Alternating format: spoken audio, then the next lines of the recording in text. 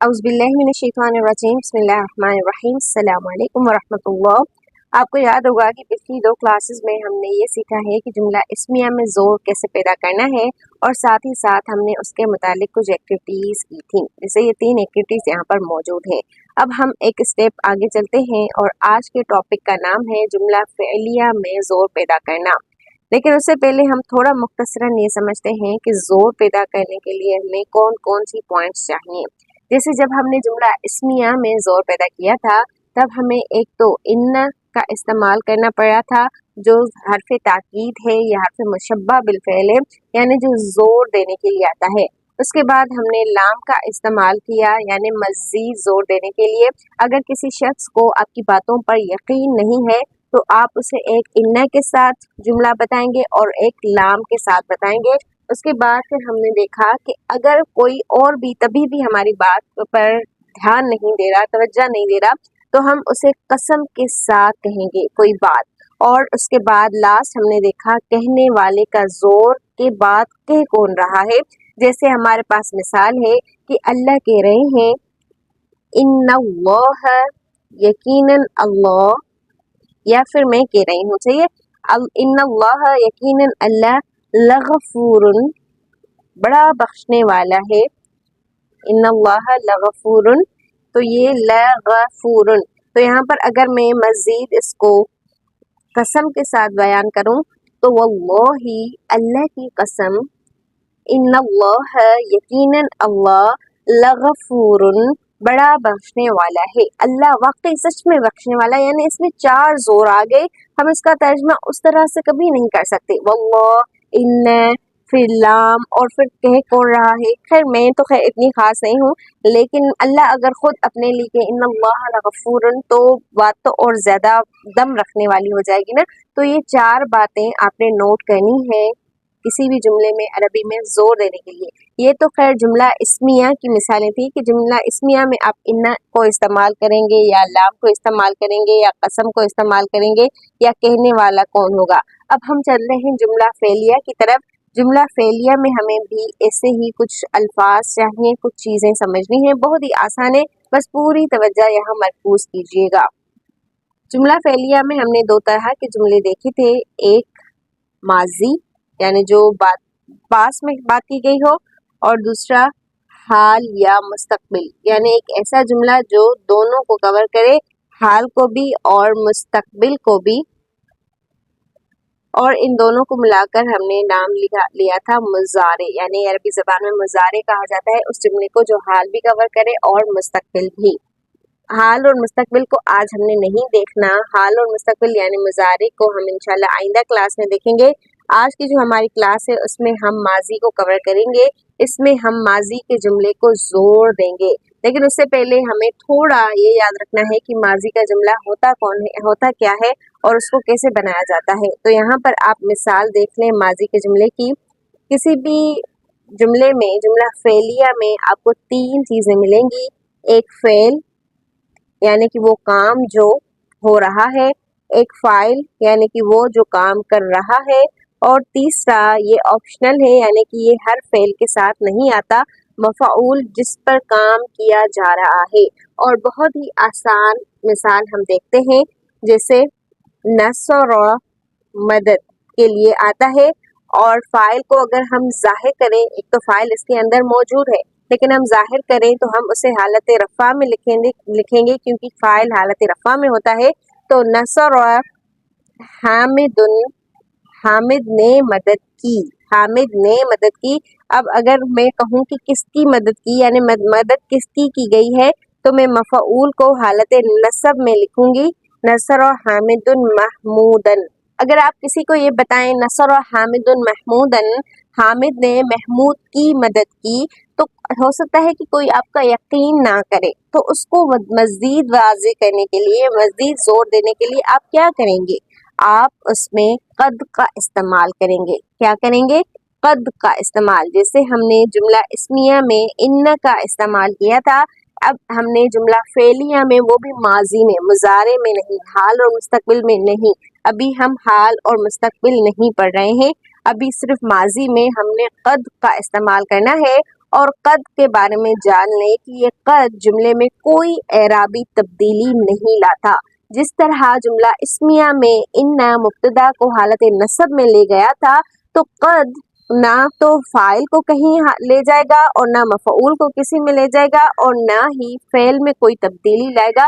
بس آپ نے سمپلی جملے کے شروع میں قد استعمال کرنا ہے، پھر وہ زور خود بخود ہو جائے گا.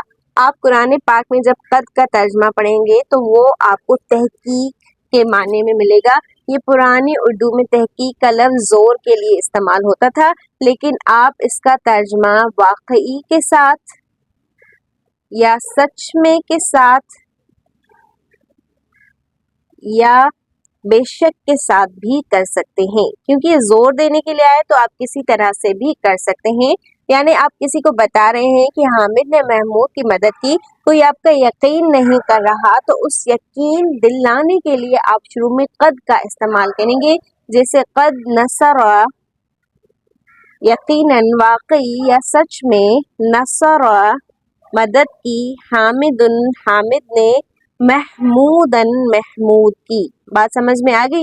بس آپ نے جملے کے شروع میں قد کا استعمال کرنا ہے. لیکن اب بھی کوئی آپ کی بات نہیں مان رہا، اب آپ کو مزید زور دینے کی ضرورت ہے اپنے جملے میں، یا اور زیادہ آپ کو شدت کے ساتھ بتانے کی ضرورت ہے کہ میں سچ میں کہہ رہا ہوں کہ حامد نے محمود کی مدد کی، کوئی آپ کا یقین کرنے کے لیے تیار نہیں ہے، تو آپ شروع میں قد کے شروع میں لام کا استعمال کریں گے. یہ وہی لام ہے جو جملہ اسمیہ میں آیا تھا، لیکن جملہ اسمیہ میں یہ لام آگے دھکیل دیا جاتا تھا، یعنی وہ مبتدا کے اوپر نہیں آتا تھا، جملے کے شروع والے لفظ کے اوپر نہیں آتا تھا، کیونکہ انا اور اس کی نہیں بنتی تھی. لیکن قد اور لام آپس میں بہت دوست ہیں، اور قد نے لام کو اپنے سے پہلے آنے کی بھی اجازت دے دی کہ تم مجھ سے پہلے بھی آ سکتے ہو. اس لیے پھر ہم قد اور لام کو ملا کر لکھیں گے لقد. اور یہ لفظ آپ نے قرآن پاک میں بہت جگہوں پر پڑھا ہوگا، لقد، یعنی کہ واقعی، سچ میں، بالکل، ہاں یہی ہے، ٹھیک ہے. آپ اس کا ترجمہ دو زور کے ساتھ کریں گے، دو زور، سمجھ رہے ہیں نا؟ ایک زور تو خالی قد کا ہے، اور لام کو مزید آپ ڈبل زور کر دیں تو اس کا ترجمہ شاید ہماری اپنی زبان میں ممکن نہیں، کیونکہ ہم ایک جملے کو دو بار زور کے ساتھ کیسے کہہ سکتے ہیں؟ تو اس لیے یہاں پر ہم استعمال کریں گے لام کو. صحیح ہے؟ تو لقد نصر حامد محمودن، واقعی سچ میں حامد نے محمود کی مدد کی ہے. لیکن کوئی آپ کو اتنا جھوٹا سمجھتا ہے، اتنا جھوٹا سمجھتا ہے، آپ کی بات کو یقین کرنے کے لیے تیار ہی نہیں ہے آپ کی بات پر، تو پھر آپ مزید کیا کریں گے؟ آپ اس کو یقین دلانے کے لیے چھوڑ دیں گے، چلو ٹھیک ہے، جاؤ، دفع ہو جاؤ، نہیں ماننی بات. لیکن پھر بھی آپ منوانا چاہتے ہیں تو آپ جملے کے شروع میں یہاں پر قسم لگاتے ہیں، واللہ، اللہ کی قسم، کیونکہ ایک مسلمان اللہ کے علاوہ کسی بھی قسم نہیں کھاتا. آپ کو پتا ہے آپ صلی اللہ علیہ وآلہ وسلم نے کسی اور کی قسم کھانے سے منع کیا ہے. تو واللہ، اللہ کی قسم، لقد نصر حامد محمودن، حامد نے محمود کو مارا ہے. واقعی سچ میں، بالکل، میں جھوٹ نہیں بول رہا، اس نے اس کو مارا بلکہ ماضی ہے، مارا ہے نہیں بلکہ مارا. صحیح ہے؟ تو یہ ہو گیا جملہ فعلیہ کے جملے ماضی میں زور پیدا کرنا. مگر ایک اہم چیز جو آپ نے سمجھنی ہے وہ یہ ہے کہ اس کے بعد کیا ترجمے میں کوئی فرق آئے گا یا نہیں. تو ترجمے میں فرق کرنے کے لیے یہاں پر تھوڑا آپ دوسری مثال دیکھ لیں. ہم کہتے ہیں ذهب زید، زید گیا ہے. یہ بات ٹھیک ہے، بالکل ہم نارملی کہہ رہے ہیں زید گیا ہے، لیکن کوئی ہماری بات نہیں مان رہا، یقین نہیں کر رہا، تو ہم اسے لقد کے ساتھ بتائیں گے، لقد ذهب زید. اچھا، یہ لقد میں یہ لام آپ چاہیں تو نہ بھی لگائیں، تو ابھی ہم فی الحال اس لام کو چھوڑ دیتے ہیں. قد کے ساتھ ترجمہ کیا ہوگا اس کو دیکھتے ہیں. تو قد ذهب زید، واقعی زید گیا ہے. اب ہم اس کا ترجمہ اس طرح سے بھی کر سکتے ہیں کہ زید جا چکا ہے، زید جا چکا ہے. اب جا چکا ہے یہ ہو جائے گا ہمارا ماضی قریب. تو اس کو سمپل الفاظ میں اس طرح سمجھیں کہ قد پلس ماضی از اکول ٹو माजी करीब। माजी करीब को हम इंग्लिश में कहते हैं प्रेजेंट परफेक्ट टेंस। जब प्रेजेंट परफेक्ट टेंस को हम जुमलों में इस्तेमाल करते हैं तब हम तर्जमा इसी तरह करते हैं जा चुका है, जा चुकी है, जा चुके हैं, ठीक है, कर चुका है या किया है, सही है, यानी ये काम पूरा हो चुका है, हो गया है।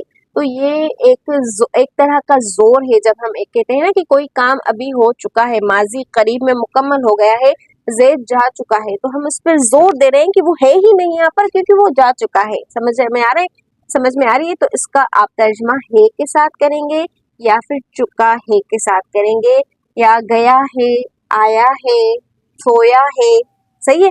माजी करीब यानी प्रेजेंट परफेक्ट टेंस के हिसाब से हमने इसका तर्जमा करना है। मसलन एक और मिसाल, तौला आया कहा जाता है तुलू होने को, तौला आया, मैं कहना चाहती हूँ तौला आया शमसु।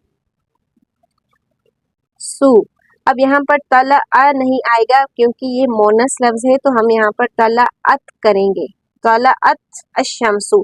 फिर इस ता को पीछे आगे मिलाने के लिए हम यहाँ पर ज़ेर देंगे, तो तौला आतिश शमसु। इसका हम तर्जमा सिंपल माजी में करेंगे, सूरज तुलू हुआ, तौला आतिश शमसु, सूरज तुलू हुआ। लेकिन अब हम यहाँ पर कद का इस्तेमाल कर रहे हैं, हम कद लगा रहे हैं, कद तला आतिश शमसु, तो इसका हम तर्जमा करेंगे सूरज तुलू हो चुका है, सूरज तुलू हो चुका है, यानी ये काम मुकम्मल हो गया है। तो अभी अभी मुकम्मल हुआ है, माजी करीब, तो ये माजी में अभी अभी काम पूरा हुआ है और इसमें जोर खुद ब खुद आ जाता है। समझ में आ गई बात? आखिरी चीज में यहाँ पर जो आपको समझाना चाहती हूँ वो ये है कि ये जो लक़द है, लक़द लाम और कद, तो इसमें ये लाम और ये कद, इन दोनों के बारे में बस आप इतना समझ लें कि ये जो लाम है इसमें सख्ती होती है और शिद्दत होती है, सख्ती प्लस शिद्दत, यानी आप किसी को बता रहे हैं, कुछ जोर देकर कुछ कह रहे हैं, ताकीद पैदा कर रहे हैं, तो लाम के इस्तेमाल से उस माजी के जुमले में सख्ती और शिद्दत पैदा हो जाएगी, जबकि कद में कामलियत आ जाएगी। कामलियत समझ रहे हैं? मुकम्मल होना, यानी एक तो कामलियत और दूसरा ताकीद भी आ जाएगी, उस जुमले में जोर आ जाएगा, तो वो मुकम्मल कर देगा उस काम को या उस बात को जो कही जा रही है, जो किया जा रहा है। तो लाम में सख्ती और शिद्दत आएगी और कद में कामलियत या यकीन या फिर ताकीद। इस कद को हर्फ यकीन भी कहा जाता है, जैसे क्योंकि इसमें यकीन दिलाया जाता है कि वो काम हो चुका है, सही है, तो इसको हर्फ ताकीद या फिर हर्फ यकीन या फिर कामलियत वाला हर्फ भी कहा जाता है। बस ये सिर्फ इसलिए बता रही हूँ बातें मैं आपको, ताकि आपको उसका तर्जमा करने वक्त ये बातें जहन में हो कि आपने मुकम्मल वाला तर्जमा करना है कि हो चुका है, सही है। और फिर आपने अगर लाम भी देखा है साथ कद के, तो सख्ती और शिद्दत भी महसूस करनी है, उसका तर्जमा हम अपनी ज़बान में उस तरह बयान नहीं कर सकते, इसलिए अरबी ज़बान सीखना बहुत ज़्यादा ज़रूरी होता है। जब अल्लाह ताला ने कोई बात लक़द के साथ की है तो उसमें हमने सख्ती और कामलियत दोनों और यकीन दोनों तीनों चीज़ें महसूस करनी है।